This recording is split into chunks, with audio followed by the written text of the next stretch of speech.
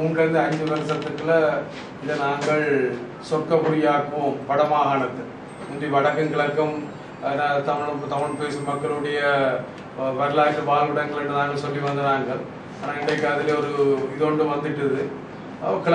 வடக்கு மாகாணம் மக்கள் தெரிவிமெண்ட் எல்லாம் நடந்து கொண்டு இருக்குது.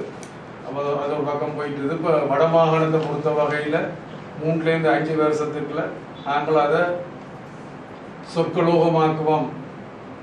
வளங்கொழித்த ஒரு நாடாக நாங்கள் பிரதேசமாக நாங்கள் அதை மாற்றுவோம். வளங்கொழித்த பிரதேசமாக மாற்றுவோம் என்று சொல்லி இது எங்களுடைய கனவு.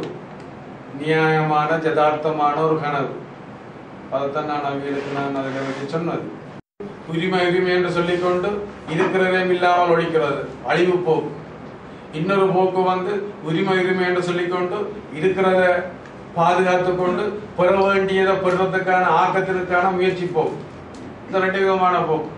இந்த 2 விதமான போக்குல மக்கள் தங்களோட விருப்பத்தின்படி தங்களுடைய தெரிவின்படி யாரையும் தெரிவு செய்யலாம். அப்ப நீங்கள் முதல் சொன்னது உங்களோட அடையாள அட்டை, 2வது